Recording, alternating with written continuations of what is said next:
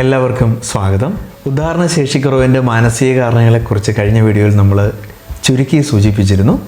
അതിൻ്റെ കൂടുതൽ വിശദാംശങ്ങളാണ് ഈ വീഡിയോയിലൂടെ നമ്മൾ പങ്കുവയ്ക്കാനായിട്ട് ആഗ്രഹിക്കുന്നത്. ഈ മാനസിക കാരണങ്ങളെന്ന് പറഞ്ഞു, എന്താണ് യഥാർത്ഥത്തിൽ മനസ്സെന്ന് പറയുന്നത്?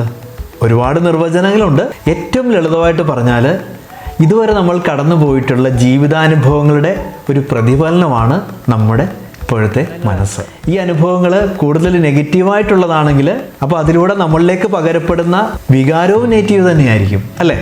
അമിതമായ നെഗറ്റീവ് വികാരങ്ങളാണ് നമ്മളെ നെഗറ്റീവായ പ്രശ്നങ്ങളിലേക്ക് കൊണ്ടുവന്ന് എത്തിക്കുന്നത്. അത്തരം ചില നെഗറ്റീവായിട്ടുള്ള പ്രശ്നങ്ങൾ ലൈംഗിക ഉദാഹരണ ശേഷിക്കുറവിലേക്കും കൊണ്ടുവന്ന് നമ്മളെ എത്തിക്കാറുണ്ട്. എന്താണ് ആ മാനസിക കാരണങ്ങൾ? സ്ട്രെസ് എന്ന് പറയുന്ന സംഭവം തന്നെയാണ് അതിൽ ആദ്യത്തേത്. എന്താണ് ഈ സ്ട്രെസ്സ്? മാനസിക പിരിമുറുക്കം എന്നൊക്കെ നമുക്ക് വേണമെങ്കിൽ അല്പം അച്ചടി ഭാഷയിൽ വടിവത്ത രീതിയിലൊക്കെ നമുക്ക് വേണമെങ്കിൽ പറയാം. പക്ഷേ ഏറ്റവും ലളിതമായി നമ്മൾ അതിനെക്കുറിച്ച് ചിന്തിക്കുകയാണെന്നുണ്ടെങ്കിൽ, ഏതെങ്കിലും ഒരു പ്രത്യേക സാഹചര്യത്തോടോ ഏതെങ്കിലും വ്യക്തിയോടോ ഏതെങ്കിലും അവസ്ഥയോടോ നമുക്കുള്ള അടിച്ചമർത്തിയ ദേഷ്യമാണത്, അടിച്ചമർത്തിയ കോപം, അമർഷം എന്നൊക്കെ വേണമെങ്കിൽ പറയാം. ഈ പറഞ്ഞ പോലെ അത് ചിലപ്പോൾ ഒരു പ്രത്യേക ഒരു സാഹചര്യത്തോടാവാം, പ്രത്യേക അവസ്ഥയോടാവാം, അല്ലെങ്കിൽ നമ്മുടെ ജോലിയിലെ ഒരു സൂപ്പർവൈസറോടാവാം, അല്ലെങ്കിൽ നമ്മളെ ഒരു പ്രത്യേക തരത്തിലേക്ക് കൊണ്ട് എത്തിച്ച ഒരു പ്രത്യേക വ്യക്തിയോടാകാം, ചിലപ്പോഴത് ഭാര്യയോടും ആകാം. ഉദാഹരണക്കുറവിന് ഈ അടിച്ചമർത്തിയ കോപം ഒരു കാരണമാകാറുണ്ട് എന്നുള്ളത് ഒരു വസ്തുത തന്നെയാണ്. ഉദാഹരണക്കുറവിനുള്ള അടുത്തൊരു മാനസിക കാരണം എന്ന് പറയുന്നത് ആങ്സൈറ്റിയാണ്, ഉത്കണ്ഠ. എന്താണ് ഈ ഉത്കണ്ഠ? എന്താണ് ഉത്കണ്ഠ എന്നുള്ളതിന് ഏറ്റവും ലളിതമായ ഉത്തരം അടിച്ചമർത്തിയ ഭയം എന്നാണ്. ഇവിടെ പ്രശ്നം ലൈംഗികമായതുകൊണ്ട് തന്നെ അത് ദാമ്പത്യത്തെ ബാധിക്കുന്നുണ്ട് എന്നുള്ളതാണ് വസ്തുത. ഈ ഭയം സെക്സിനെ കുറിച്ച് തന്നെ ആവണമെന്നില്ല, മറ്റെന്തിനെങ്കിലുമൊക്കെ കുറിച്ചാവാം. പക്ഷെ അതൊക്കെ നേരിട്ടോ നേരിട്ടല്ലാതെയോ ലൈംഗിക ഉദാഹരണത്തെ ബാധിക്കുന്ന രീതിയിലേക്ക് മാറ്റപ്പെടുകയാണ് ചെയ്യുക. അടുത്ത മാനസിക കാരണം എന്ന് പറയുന്നത് വിഷാദമാണ്, ഡിപ്രഷൻ. എപ്പോഴും നമ്മൾ കേൾക്കാറുള്ളതാണ് വിഷാദ രോഗം. ശരിക്കും വിഷാദം ഒരു രോഗമാണോ? എൻ്റെയും നിങ്ങളുടെയൊക്കെ ജീവിതത്തിലെ സങ്കടകരമായ അനുഭവങ്ങളിൽ നിന്നുണ്ടാകുന്ന ദുഃഖകരമായൊരു മാനസികാവസ്ഥയാണ് ഏറ്റവും ലളിതമായി പറഞ്ഞാൽ വിഷാദം, അല്ലേ? അതിനെ ആരാണ് രോഗമാക്കിയത്? ഉദാഹരണശേഷിക്കുറവിന് ഈ വിഷാദവും ഒരു കാരണമാകാറുണ്ട് എന്നുള്ളത് എന്തായാലും ഒരു യാഥാർത്ഥ്യം തന്നെയാണ്. പിന്നെ അടുത്തൊരു കാരണം എന്ന് പറയുന്നത് ഭാര്യ ഭർത്താക്കന്മാർക്കിടയിലെ സ്വരച്ചേർച്ചയില്ലായ്മകളും പ്രശ്നങ്ങളുമാണ്. അതൊരു വലിയ വിഷയമാണ്. എന്തെല്ലാം വിഷയങ്ങളാണ് ഭാര്യയ്ക്കും ഭർത്താവിനും ഇടയിൽ പ്രശ്നങ്ങളാവാൻ സാധ്യതയുള്ളത്? പ്രത്യേകിച്ചും ഉദാഹരണക്കുറവിനെ ബാധിക്കുന്ന തരത്തിൽ. ഇതിലും നല്ലൊരു കല്യാണം എനിക്ക് നടക്കുമായിരുന്നു, ഇതിലും നല്ലൊരു ഭർത്താവിനെ എനിക്ക് കിട്ടുമായിരുന്നു, കൂടുതൽ മെച്ചപ്പെട്ട ഭർത്താവിനെ കിട്ടുമായിരുന്നു, കൂടുതൽ വിദ്യാഭ്യാസമുള്ള, കൂടുതൽ ഉയർന്ന ശമ്പളമുള്ള, സമൂഹത്തിൽ ഉന്നതമായ സ്ഥാനമുള്ള ഒരു ഭർത്താവിനെ എനിക്ക് കിട്ടുമായിരുന്നു എന്ന് ഉള്ള തരത്തിൽ ഭാര്യയിൽ നിന്നൊരു സംസാരം ഉണ്ടായിട്ട് അത് ഭർത്താവ് കേൾക്കാനിടയായാൽ ഉള്ള അവസ്ഥ എന്തായിരിക്കും? അതേപോലെ തന്നെ ഇതിലും സൗന്ദര്യമുള്ള, ഇതിലും നല്ല ശരീരഘടനയുള്ള, വിദ്യാഭ്യാസവും നല്ല ജോലിയൊക്കെ ഉള്ള ഒരു ഭാര്യയെ എനിക്ക് കിട്ടുമായിരുന്നു എന്ന് ചിലപ്പോൾ ഭർത്താവും പറഞ്ഞിട്ടുണ്ടാവാം. അത് കേൾക്കുന്ന ഭാര്യയുടെ അവസ്ഥ എന്തായിരിക്കും? ഇങ്ങനെ ഭാര്യയ്ക്കും ഭർത്താവിനും ഇടയിലുണ്ടാകുന്ന ക്ലാഷുകളാണ് ദാമ്പത്യ പ്രശ്നങ്ങളിലേക്ക് മിക്കവാറും നയിക്കാറുള്ളത്, അല്ലേ? നമ്മുടെ വാക്കുകളൊക്കെ അതിന് കാരണമാകാറുണ്ടെന്ന് പറയാൻ വേണ്ടിയാണ് ഇത് നമ്മൾ സൂചിപ്പിച്ചത്. ഈ പറഞ്ഞതല്ലാതെ ഭാര്യയ്ക്കും ഭർത്താവിനും ഇടയിലുള്ള സ്വരച്ചേർച്ചയില്ലായ്മയ്ക്ക് വേറെയും കാരണങ്ങളുണ്ടാവാം. ചിലപ്പോൾ ഏതെങ്കിലും ഒരു പ്രത്യേക സാഹചര്യത്തിൽ ഭർത്താവിൻ്റെ വീട്ടുകാരുമായിട്ട് ചേർന്ന് പോകാൻ പറ്റാത്തൊരവസ്ഥ ചിലപ്പോൾ ഭാര്യയ്ക്ക് ഉണ്ടായേക്കാം. അത് ചിലപ്പോൾ ഭർത്താവുമായിട്ട് പങ്കുവെക്കുമ്പം അതൊരു അസ്വാരസ്യമായിട്ട് അവർക്കിടയിൽ മാറിയേക്കാം. ഇത്തരം സംസാരങ്ങളും പ്രശ്നങ്ങളും ഒക്കെ വല്ലാത്തൊരു അലോസര ഒരു അവസ്ഥയിലേക്ക് നീങ്ങുകയും ഭർത്താവിന് സെക്സ് ചെയ്യാനുള്ളൊരു താല്പര്യം നഷ്ടപ്പെടുകയും ആ ഒരു താല്പര്യമില്ലായ്മയെന്ന് ചിലപ്പോൾ ഉദാഹരണക്കുറവിലേക്കൊക്കെ ആ ഭർത്താവ് എത്തുകയൊക്കെ ചെയ്യാറുണ്ട്. സാധാരണ സംഭവിക്കുന്ന കാര്യങ്ങളാണ് അതൊക്കെ. സമാധാനമാണല്ലോ ഏറ്റവും വലുത്. അത് കഴിഞ്ഞിട്ടല്ലേ ഉള്ളൂ സെക്സ്. അതില്ലെങ്കിൽ പിന്നെ എന്ത് സെക്സാണ്? പിന്നെ കുറച്ച് കൗതുകകരമായിട്ടുള്ള വേറൊരു വസ്തുതയുണ്ട്. സാമ്പത്തിക പ്രശ്നങ്ങളും ദാമ്പത്യ പ്രശ്നങ്ങൾക്ക് കാരണമാകാറുണ്ട്. സാമ്പത്തികം എന്ന് പറയുന്നത് ദാമ്പത്യമായിട്ട് ചേർന്ന് നിൽക്കുന്ന, അടുത്ത് നിൽക്കുന്ന കാര്യം തന്നെയാണല്ലോ. ഒരുപാട് സ്നേഹമുള്ള ഭാര്യ ഉണ്ട് എന്ന് പറഞ്ഞാലും, അല്ലെങ്കിൽ ഒരുപാട് സ്നേഹമുള്ള ഭർത്താവ് ഉണ്ട് എന്ന് പറഞ്ഞാലും, ഈ സ്നേഹം കൊടുത്താൽ നമുക്ക് സാധനം കിട്ടില്ലല്ലോ. പണത്തിൻ്റെ ആവശ്യത്തിന് പണം തന്നെ വേണം. അപ്പോൾ അതില്ലാത്തൊരവസ്ഥ ദാമ്പത്യത്തിൽ ചിലപ്പോൾ അലോസരങ്ങൾ ഉണ്ടാക്കും, പ്രശ്നങ്ങളുണ്ടാക്കും. അത് ചിലപ്പോൾ ഭർത്താവിനെ ഒരു ഇഷ്ടക്കേടിലേക്കും അതുവഴി ഒരു ലൈംഗിക ഉദാഹരണ ഇല്ലായ്മയിലേക്കുമൊക്കെ ചിലപ്പോൾ നയിക്കാനുള്ള സാധ്യതയുണ്ട്. ഇങ്ങനെ ഒരുപാട് വ്യത്യസ്തങ്ങളായ വിഷയങ്ങളും സാഹചര്യങ്ങളും പോലും ഭാര്യയ്ക്കും ഭർത്താവിനും ഇടയിൽ അലോസരം ഉണ്ടാക്കുകയും അതൊരു ദാമ്പത്യ പ്രശ്നത്തിലേക്ക് മാറുകയൊക്കെ ചെയ്യാറുണ്ട്. പിന്നെ അടുത്തൊരു കാരണം എന്ന് പറയുന്നത് ഉറക്കക്കുറവാണ്. ഈ ഉറക്കക്കുറവിനെ മാനസിക കാരണങ്ങളിൽ ഉൾപ്പെടുത്താനുള്ള ഒരു കാരണമെന്ന് പറയുന്നത് മിക്കവാറുമൊക്കെ ആൾക്കാരിൽ വിഷാദവുമായിട്ട് ബന്ധപ്പെട്ടാണ് ഉറക്കക്കുറവ് സംഭവിക്കാറുള്ളത്. അപ്പം വിഷാദവുമായിട്ട്, അതായത് സങ്കട അനുഭവങ്ങളുമായിട്ട്, ജീവിതത്തിലെ ദുഃഖകരമായ അനുഭവങ്ങളുമായിട്ട് ചേർന്ന് നിൽക്കുന്നതാണ് മിക്കവാറുമൊക്കെ മിക്ക ആൾക്കാരുടെയും ഉറക്കക്കുറവ് എന്ന് പറയുന്നത്. ആ ഉറക്കക്കുറവ് ഉദാഹരണത്തെ ബാധിക്കാറുണ്ട് എന്നുള്ളത് ഒരു വസ്തുതയാണ്.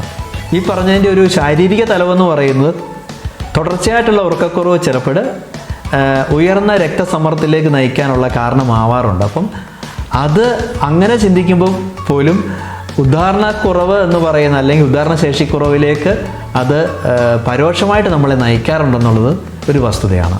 പിന്നെ മാനസിക തലത്തിലുള്ള അടുത്ത കാരണം എന്ന് പറയുന്നത് മുൻകാല ലൈംഗിക പരാജയങ്ങളുടെ സ്വാധീനമാണ്. ഈ പറഞ്ഞ നമ്മുടെ സാമാന്യ ബുദ്ധിക്ക് ചിന്തിച്ചാൽ പോലും നമുക്ക് പെട്ടെന്ന് മനസ്സിലാക്കാൻ പറ്റുന്ന ഒന്നാണ്. ദാമ്പത്യ ജീവിതത്തിൽ ഭാര്യയുമായിട്ട് ആദ്യം ഉണ്ടായ പരാജയമോ, അല്ലെങ്കിൽ ഈ വിവാഹത്തിലേക്ക് എത്തുന്നതിന് മുമ്പ് വേറെ ഏതെങ്കിലും സ്ത്രീയുമായിട്ട് ചെയ്ത സെക്സിൻ്റെ പരാജയമോ, കാമുകിയുമായിട്ട് ചെയ്ത സെക്സിൻ്റെ പരാജയമോ, അല്ലെങ്കിൽ ഏതെങ്കിലും പെൺസുഹൃത്തുമായിട്ട് ചെയ്യാൻ ശ്രമിച്ച സെക്സിൻ്റെ പരാജയമോ ഒക്കെ വളരെ ആഴത്തിൽ മനസ്സിൽ കോഡ് ചെയ്തിട്ടുണ്ടാവാം. കാരണം ആദ്യ പരാജയങ്ങൾ അല്ലെങ്കിൽ ആദ്യ സംഭവങ്ങളാണ് നമ്മുടെ ഉൾമനസ്സിൽ, നമ്മുടെ ഉബോധതലത്തിൽ ആഴത്തിൽ കോഡ് ചെയ്യപ്പെടുക. അത് വല്ലാത്തൊരു നെഗറ്റീവ് സ്വാധീനമാണ്. ആ സ്വാധീനം അതിനുശേഷം പിൽക്കാലങ്ങളിൽ അങ്ങനെ ഉണ്ടാകുമോ എന്നുള്ള ചിന്തയിലേക്ക് നമ്മളെ നയിക്കാനുള്ള സാധ്യതയുണ്ട്. ഈ സംഗതികൾക്കൊക്കെ ശേഷം നമ്മൾ ദാമ്പത്യ ജീവിതത്തിലേക്ക് എത്തപ്പെടുന്നു. അങ്ങനെ ദാമ്പത്യ ജീവിതത്തിലെ സെക്സിന് നമ്മൾ ശ്രമിക്കുമ്പോൾ പെട്ടെന്ന് നമ്മുടെ മനസ്സിലേക്ക് വരിക മുൻകാല ചെറുപ്പകാല ലൈംഗിക പരാജയ സംഭവങ്ങളുടെ ഓർമ്മകളായിരിക്കും. അതിൻ്റെ സ്വാധീനമാണത്. അതേപോലെ തന്നെ ഉൾമനസ്സിൽ ആദ്യമായിട്ട് പതിഞ്ഞ ലൈംഗിക പരാജയ ചിന്തയിൽ നിന്നുണ്ടായ ലൈംഗിക കുറ്റബോധ വികാരം, അത് വളരെ ആഴത്തിലായിരിക്കും പതിഞ്ഞിരിക്കുന്നത്. ഇങ്ങനെ ഉൾമനസ്സിൽ ആഴത്തിൽ പതിഞ്ഞ ആദ്യ ലൈംഗിക പരാജയത്തിൻ്റെ കുറ്റബോധ അധിഷ്ഠിത സ്വാധീനം വീണ്ടും ഇത് തന്നെ ആവർത്തിക്കുമോ എന്ന ചിന്തയിലേക്ക് നമ്മളെ ചിലപ്പോൾ നയിച്ചേക്കാം. അങ്ങനെയാണ് ഈ വീണ്ടും വീണ്ടും ആവർത്തിത പരാജയങ്ങൾ സംഭവിക്കുന്നത്. പിന്നെ അടുത്തൊരു മാനസിക കാരണം എന്ന് പറയുന്നത് ഭാര്യയുടെ മുഖത്തോടോ ശരീരഘടനയോടോ അല്ലെങ്കിൽ ഭാര്യയുടെ നിറത്തോടോ ഒക്കെയുള്ള താല്പര്യമില്ലായ്മ. ഒരുപാട് ഭർത്താക്കന്മാരുടെ ഒരു പ്രശ്നമാണിത്. ഇവർക്ക് ലൈംഗികമായിട്ടുള്ള പ്രശ്നങ്ങൾ അല്ലെങ്കിൽ ഉദാഹരണശേഷിക്കുറവ് ഒന്നും ആക്ച്വലി ഇല്ല, യഥാർത്ഥത്തിലില്ല.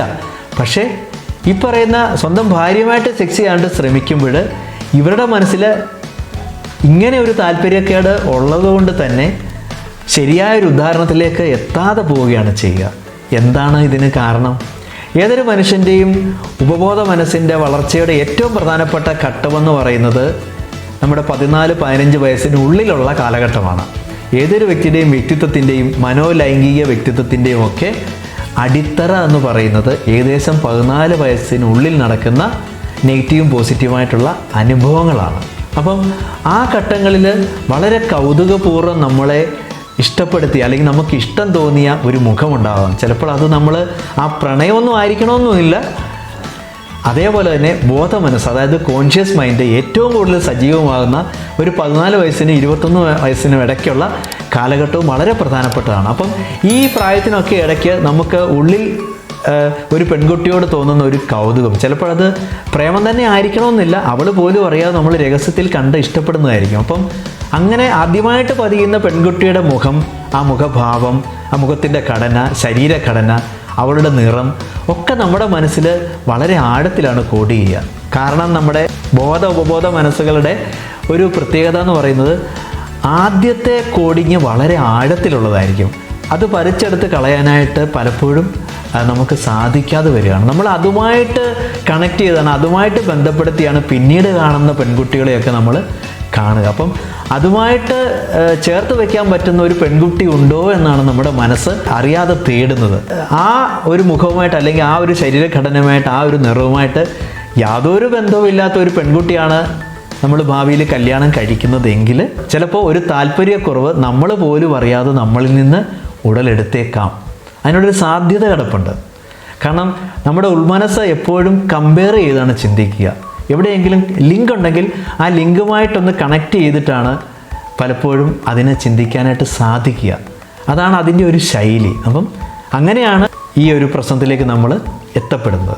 പിന്നെ അടുത്തൊരു മാനസിക കാരണം എന്ന് പറയുന്നത് മുൻകാല പ്രണയത്തിൻ്റെ സ്വാധീനമാണ്. നമ്മൾ ഈ ആദ്യം പറഞ്ഞത് അത് പ്രണയം തന്നെ ആവണമെന്നൊന്നുമില്ല. ചിലപ്പം ആ പെൺകുട്ടി പോലും അറിയാതെ നമ്മുടെ ഉള്ളിൽ തോന്നിയ ഒരു അഭിനിവേശമായിരിക്കും, താൽക്കാലികമായ ഒരു അഭിനിവേശമായിരിക്കും. പക്ഷേ ഇനി നമ്മൾ പറയാൻ പോകുന്നത് മുൻകാല പ്രണയത്തിൻ്റെ സ്വാധീനമാണ്. അത് ശരിക്കുള്ള പ്രണയം തന്നെയാണ്. അങ്ങനെ നമ്മൾ ഒരുപാട് ആഗ്രഹിച്ച, ഒരുപാട് പ്രണയിച്ച, ഒരുപാട് മോഹിച്ച ആ പ്രണയിനി നമ്മളിൽ നിന്ന് അകന്നു പോവുകയും ഒരുമിക്കാൻ പറ്റാതെയും വന്നിട്ടുള്ള സാഹചര്യം ഉണ്ടെങ്കിൽ അത് ഒരു നെഗറ്റീവ് സ്വാധീനമായിട്ട് ഉൾമനസ്സിലുണ്ടായിരിക്കും. വിട്ടുപോകാത്ത പ്രണയത്തിൻ്റെ ആ നനുത്ത ഓർമ്മകൾ മനസ്സിലുള്ളപ്പോൾ എങ്ങനെയാണ് അതുമായിട്ട് ഒരു ബന്ധവുമില്ലാത്ത ഒരു പെൺകുട്ടിയോട് പെട്ടെന്നൊരു ദിവസം ലൈംഗിക ഉദാഹരണം നമുക്ക് സാധ്യമാവുക? കുറേയൊക്കെ ബുദ്ധിമുട്ടുള്ളൊരു കാര്യമാണത്. ഓർമ്മകൾ നമ്മളെ ഇങ്ങനെ അലട്ടിക്കൊണ്ടേയിരിക്കും. ആദ്യത്തെ ചുംബനം, ആദ്യത്തെ പ്രണയഭരിതമായ സ്പർശനങ്ങളിൽ ഒരുപാട് പ്രാധാന്യമുള്ളതാണ്. അത് ചിലപ്പോൾ നമ്മൾ അങ്ങോട്ട് ചുംബിച്ചതാകാം, അതേപോലെ തന്നെ കാമുകി ഇങ്ങോട്ടും ചുംബിച്ചിട്ടുണ്ടാവാം. ചിലപ്പോൾ ഏതെങ്കിലും പ്രത്യേക സാഹചര്യത്തിൽ ലൈംഗിക ബന്ധത്തിൽ ഏർപ്പെട്ടിട്ടുണ്ടാവാം. ഇങ്ങനെയുള്ള ഇന്ദ്രിയാനുഭവപരമായ അനുഭവങ്ങളുടെ സ്വാധീനം, സംഭവങ്ങളുടെ സ്വാധീനം നമ്മുടെ ഉൾമനസ്സിൽ വളരെ ആഴത്തിലാണ് കോഡ് ചെയ്യപ്പെടുക. ഇങ്ങനെ ആ കാമുകിയുമായിട്ട് ചേർത്ത് വെച്ചിട്ടുള്ള നനുത്ത പച്ച പിടിച്ച ഓർമ്മകൾ ഇപ്പോഴും നമ്മുടെ മനസ്സിൽ നിറഞ്ഞു നിൽക്കുമ്പോൾ ദാമ്പത്യം എന്ന് പറയുന്ന നമുക്കൊരു വല്ലാത്തൊരു ബാധ്യതയായിട്ട് തോന്നുകയും ലൈംഗിക ചിന്തകളിലേക്ക് എത്തിപ്പെടാൻ പറ്റാതെ വരികയും അതൊരു പരാജയ ദാമ്പത്യമായിട്ട് മാറുകയുമാണ് ചിലപ്പോഴെങ്കിലും സംഭവിക്കാറുള്ളത്.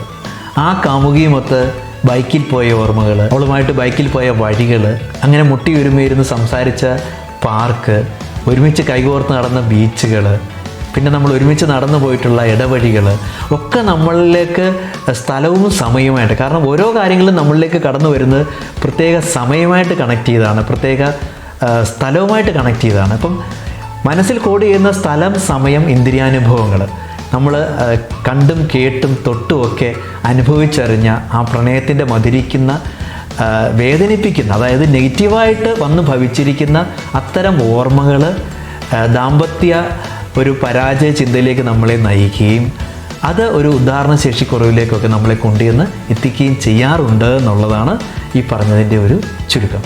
പിന്നെ വേറൊരു കാരണം എന്ന് പറയുന്നത് മേൽക്കോയ്മ ഭാവത്തിൽ അല്ലെങ്കിൽ അധികാര ഭാവത്തിൽ ഇടപെടുന്ന ഒരു ഭാര്യയാണ് നമുക്ക് ഉള്ളത് എങ്കിൽ ഒരു ഉൾവലിയോടുകൂടിയുള്ള ഒരു ഉൾഭയം ആ ഭർത്താവിൽ ഉടലെടുക്കുകയും വേണ്ടവണ്ണം സെക്സിൽ പെർഫോം ചെയ്യാൻ പറ്റാതെ വരികയും ചെയ്യുന്ന സാഹചര്യം ഉണ്ടാവാറുണ്ട്. കാരണം അവിടെ ഉൾമനസ്സിലൊരു കുറ്റബോധമായിട്ടാണ് അത് പതിയപ്പെടുക. നമ്മൾ ചെയ്താൽ വിജയിക്കുമോ എന്നുള്ളൊരു ചിന്ത വരിക എന്ന് പറയുന്നത് ഒരു ഉൾമനസ്സിൽ അടിച്ചമർത്തിയ കുറ്റബോധമാണ് സൃഷ്ടിക്കുക. ഇങ്ങനെ അടിച്ചമർത്തിയ കുറ്റബോധ ചിന്തകൾ നേരിട്ടും നേരിട്ടല്ലാതെയും ഒക്കെ ലൈംഗിക ഉദാഹരണത്തെ ബാധിക്കാറുണ്ട് എന്നുള്ളത് ഒരു ശാസ്ത്രീയ സത്യം തന്നെയാണ്. ഈ പറഞ്ഞത് നമ്മൾ കുറച്ചുകൂടെ ലളിതമായിട്ട് പറയുകയാണെന്നുണ്ടെങ്കിൽ ഭർത്താവിനെ അടക്കി ഭരിക്കുന്ന ഒരു ഭാര്യയുമായിട്ട് സെക്സ് ചെയ്യാൻ ചിലപ്പോൾ ഭർത്താവിന് മിക്കപ്പോഴും കഴിഞ്ഞൊന്നും വരില്ല.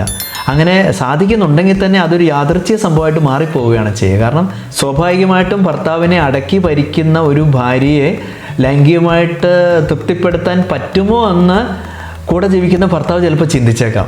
കാരണം അത് പരാജയപ്പെട്ട് കഴിഞ്ഞാൽ അവരുടെ വായിൽ നിന്ന് വരുന്നത് ചിലപ്പോൾ കേൾക്കേണ്ടി വരും. അങ്ങനെ കേട്ടിട്ടുള്ള അനുഭവങ്ങളും ഉണ്ടായിരിക്കും. കാരണം ഒരു ഉൾഭയമുണ്ട്, എന്നാൽ ഉള്ളിൽ അടക്കിയ ഒരു ആഗ്രഹവുമുണ്ട്. അത് എല്ലാം കൂടെ ചേർന്നിട്ട് അടിച്ചമർത്തിയ കുറ്റബോധമായിട്ട് മാറുകയും സെക്സിന് ശ്രമിക്കുകയും ആ സെക്സ് മിക്കപ്പോഴും പരാജയപ്പെടുകയുമാണ് ചെയ്യാറുള്ളത്.